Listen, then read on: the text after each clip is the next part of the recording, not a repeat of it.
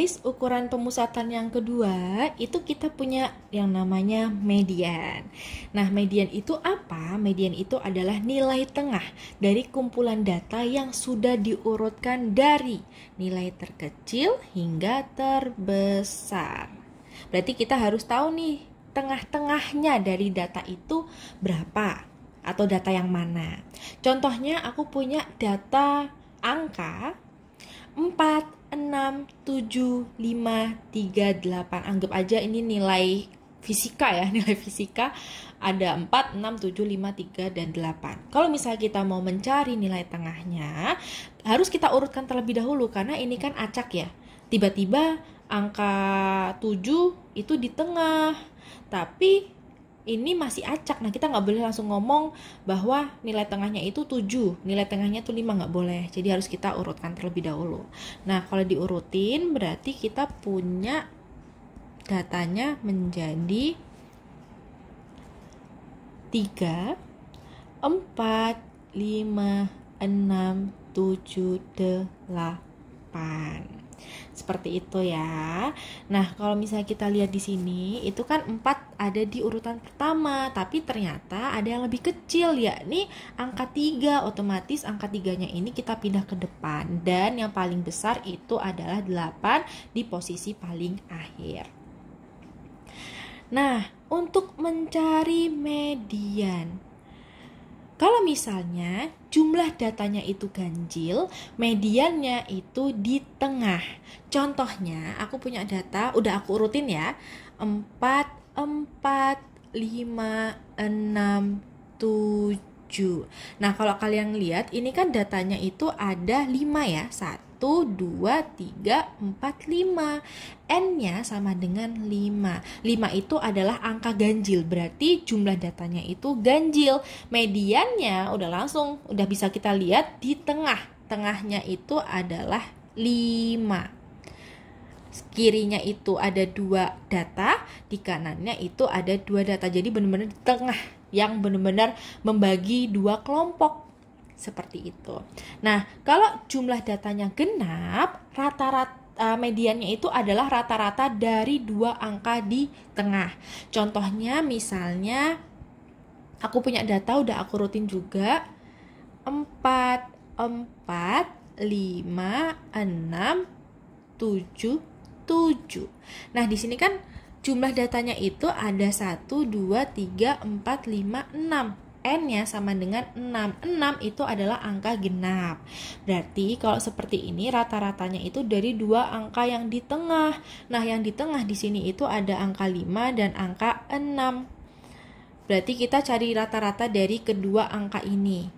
Cari rata-ratanya itu berarti 5 ditambah 6 dibagi dengan jumlah datanya atau banyaknya data, yaitu 2 angka, 2 data dibagi 2 sama dengan 11 dibagi 2 atau sama dengan 5,5.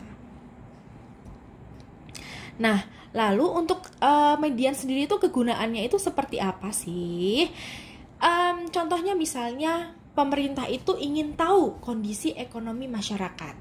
Nah, kalau kita pakai rata-rata, hasilnya itu jadi kurang efektif karena bisa terpengaruh dari pendapatan masyarakat yang sangat rendah atau tinggi. Misalnya nih, kita punya data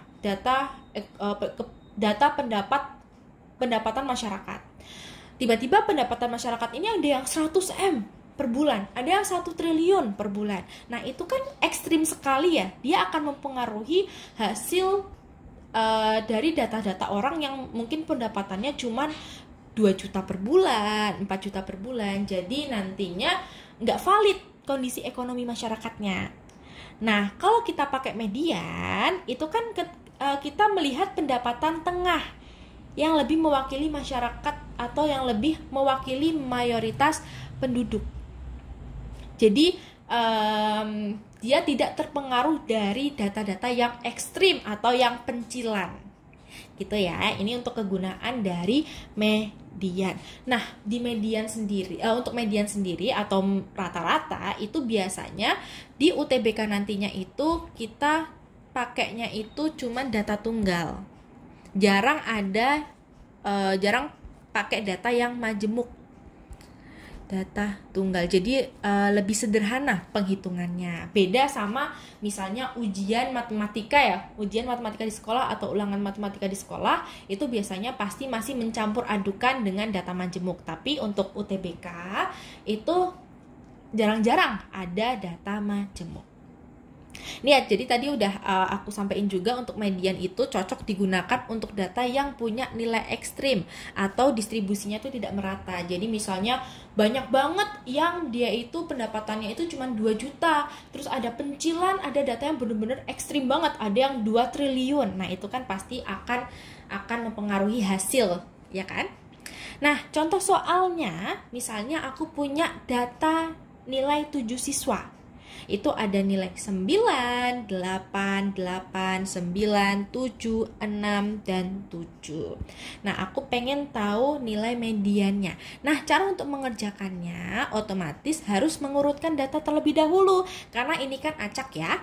Jadi kita urutkan menjadi 6, paling kecil kan 6, terus 7, 7, 8, 8, 9, 9.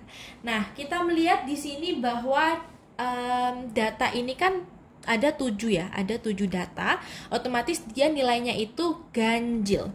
Nah, kalau ganjil berarti kita cuma tinggal ngelihat nilai tengahnya aja.